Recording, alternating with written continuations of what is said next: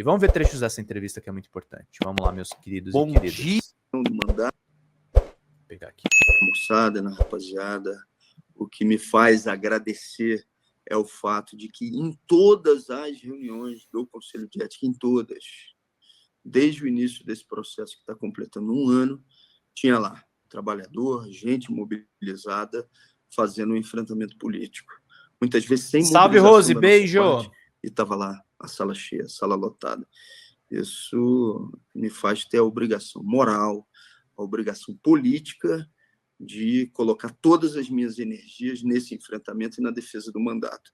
Sabendo que o cenário é difícil, que o cenário é duro, eles vão votar esse parecer na semana que vem no Conselho e depois vai ao plenário da Câmara, mas não vai ter, da nossa parte, nenhum passo atrás, nenhum ajoelhamento em relação a essa tentativa de intimidação. Vamos para cima, vamos para a briga.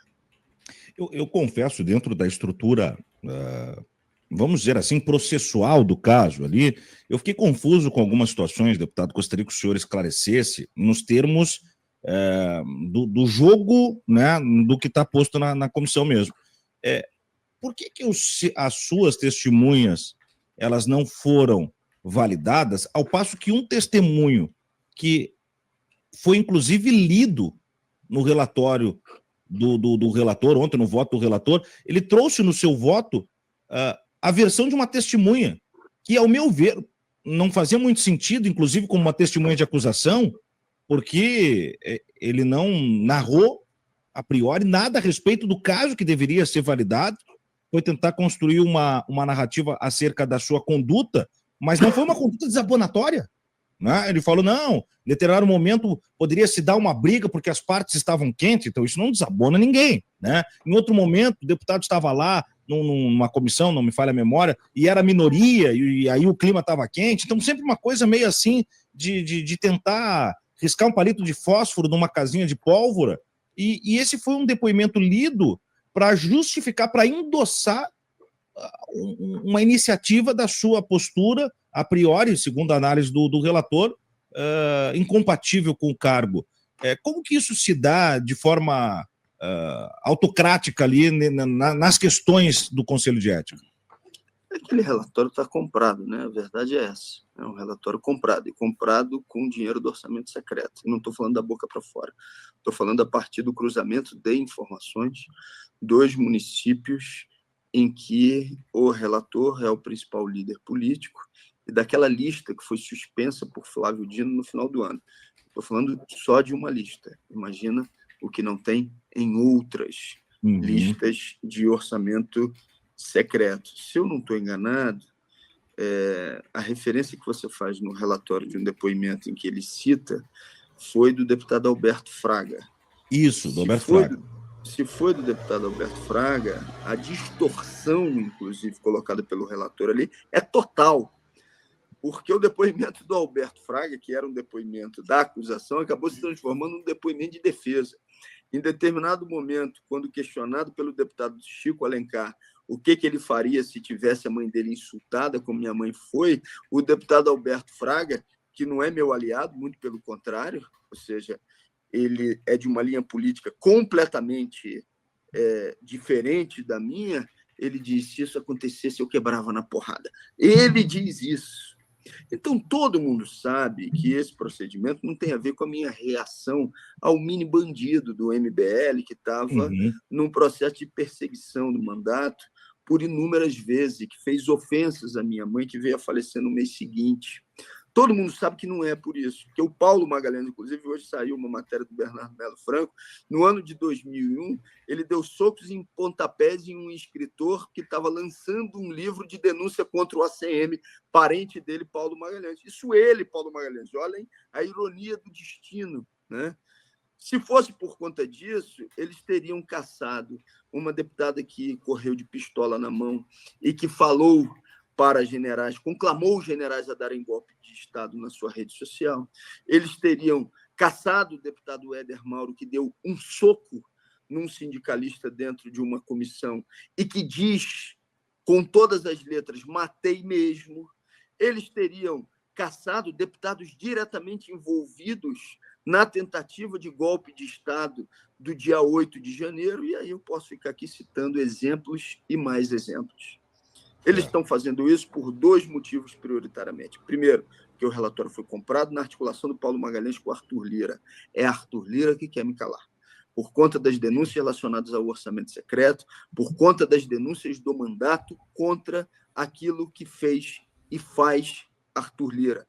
Contra a denúncia, inclusive, que eu apresentei na Polícia Federal contra o senhor Arthur Lira, baseada na lavanderia de Arthur Lira, que é o município de Rio Largo, que recebeu, num espaço de tempo curto, 90 milhões de reais de dinheiro do orçamento secreto.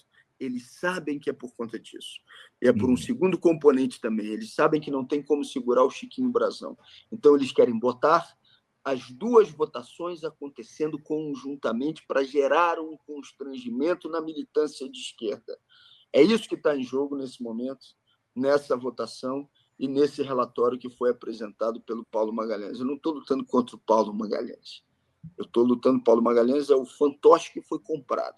Eu estou lutando contra o orçamento secreto que está presente diretamente na confecção daquele relatório. E isso fica tão claro, deputado, porque eu confesso, algumas coisas que vêm da política, elas são tão freudianas que elas me espantam, assim. Está tão claro que, se nós quantificarmos durante toda a leitura do extenso voto do relator ontem, ele fala mais de Arthur Lira do que ele fala do caso do MBL, que é o caso em apreciação. Independente da relação com Arthur Lira, não é o caso que coloca o senhor nessa condição de eventual cassação. Mas isso foi trazido à baila tantas vezes a ponto de incomodar a bancada do pessoal, os progressistas que estavam lá. Entre outros arroubos ontem que se acompanhou, né, durante aquele espetáculo trágico e farsesco, como diria o Marx, né? E o que eu pergunto é o seguinte: da última vez que nós conversamos, o senhor trouxe um detalhe que eu achei também de uma gravidade absurda e que não pode ser perdido de vista. O senhor trouxe que, após o assassinato do irmão da sua esposa, deputada Sâmia, foi pedida segurança ao presidente da Câmara. E depois do enfrentamento que o senhor teve com ele, ele tirou isso, né? Ele tirou. Vocês retomaram um grau de segurança? Eu pergunto pelo seguinte: eu particularmente me preocupo muito com o andamento disso, a partir do momento em que nós vamos lutar com todas as ferramentas para que o senhor não seja cassado. O senhor sendo cassado, eu me preocupo com a vulnerabilidade de um não parlamentar em termos de segurança de vida mesmo, né? Porque vocês, sendo parlamentares, tendo direito a isso, já estão vulneráveis. Não sendo, me parece que a tentativa de tirar o senhor é dos holofotes, e esses caras não têm limite. Vídeo Brazão que o senhor citou agora. Como é que ficou esse caso, deputado? Então, nós temos a mesma preocupação de segurança e nós temos segurança. Então, a gente tem estratégia, tem pensamento de segurança, tem um plano relacionado a isso, né? Até para, de alguma forma, te tranquilizar. E agradecendo a tua solidariedade e preocupação. Em relação a esse caso que você citou, quando meu cunhado foi assassinado, houve uma orientação solicitando a existência de uma escolta da Polícia Legislativa. A escolta foi concedida e a escolta tinha que ter a sua revalidação. Sam, então, procura o Lira como presidente da Câmara e ele diz: pode contar, com certeza, revalidação está dada. Inclusive, ele vira para Sam e diz o seguinte: é chato, né, andar com segurança. Ele chega a utilizar essas palavras, porque eu subo à tribuna e faço uma cobrança moderada à ausência de pessoas nas galerias, naquela sessão que tinha sido proibida por ele. Ele foi e cortou a escolta dela. É disso que o senhor Arthur Lira é capaz. Daí, vocês podem aferir o resto. É inaceitável. Deputado, é claro que tudo fica embaralhado, né? Porque quando o senhor já falou várias vezes sobre isso, e eu não vi nenhuma negativa do próprio Paulo Magalhães dizendo assim, não, o que ele diz não é verdade, então ele assente, né? Talvez ontem, quando o senhor falasse, a câmera estava no senhor, ele pode ter reagido, a gente não tem essa imagem, de que ele mesmo procura o senhor, né, e inclina uma solidariedade que talvez traduziria-se num voto favorável. Isso não aconteceu, isso veio da forma mais, inclusive, agressiva possível, né, nessa construção toda. A partir de agora, quais as expectativas de construção para proteção do seu mandato, especialmente levando para o plenário, sabendo como é hoje o nosso Congresso fascistado em toda forma? Qual a expectativa diante disso? O cenário é duro, o cenário é difícil. Esse caso aconteceu, o Paulo Magalhães sabe disso. Quando ele botar a cabeça no travesseiro à noite para dormir, ele sabe que teve um relatório comprado, ele sabe que antes de ser designado o relator, me parou ali na rampa, perto do corredor das comissões, para dizer: via sua defesa, que absurdo que estão fazendo, uma injustiça, conte comigo. Eu não sei como é que uma pessoa, aliás, consegue colocar a cabeça no travesseiro e dormir com tamanha falsidade, mas ele sabe que isso é verdade. Lá no íntimo dele, quando ele estiver sozinho, eu vou estar sendo uma assombração ali na vida dele, porque ele sabe que isso é uma verdade e que ele é um mentiroso. Bom, dito isso, eu vou continuar fazendo a luta política, eu vou continuar me mobilizando com as pessoas. Eu quero agradecer a todas as pessoas que já estão se mobilizando para estar na Câmara na semana que vem. Estou recebendo ligações das mais variadas regiões. Se de segunda para quarta-feira encheram um plenário, eu já tenho que agradecer preventivamente, ou previamente, melhor dizendo, a mobilização que eu já estou vendo acontecer para a próxima semana. É nisso que eu acredito, e é isso que eu vou fazer. Eu vou fazer um debate franco, onde eu posso fazer em qualquer lugar, como estou fazendo aqui com vocês, como estou recebendo a solidariedade de vocês e das pessoas que estão acompanhando essa transmissão. E esse nível de solidariedade que tem ocorrido nas mais variadas regiões do Brasil é que me dá a esperança de reverter esse jogo e de seguir fazendo a luta política sem dar nenhum passo atrás. Sabe o que me chamou atenção também, dentro de todas as hipocrisias de ontem, foi que, mais de uma vez, ele cita no relatório que a forma como o senhor foi agredido verbalmente, mesmo que assediosamente, na permanência, na constância desse sujeito do MBL, não justificaria o contato físico, né? Porém, ontem, quando de vaias, quando de críticas, quando de manifestações dos parlamentares, a ameaça do presidente da comissão foi: se vocês continuarem, a Polícia Legislativa vai tirar. Vai tirar como? Fisicamente? Então, quer dizer, o sujeito me xingar não justifica que eu empurre ele. Eu te vaiar justifica que a polícia me tire, eu que sou um funcionário público desta casa. Então, cai por ali a narrativa, né, deputado, nas próprias manifestações orgânicas destes sujeitos. Foi o Paulo Magalhães que, no ano de 2001, eu queria repetir esse dado aqui, na notícia que sai de... Ele já era deputado, no caso, né? Já era deputado, ele dá socos e pontapés no escritor dentro da Câmara, porque fez um livro contra a CM Neto. Contra a CM Neto, contra a CM.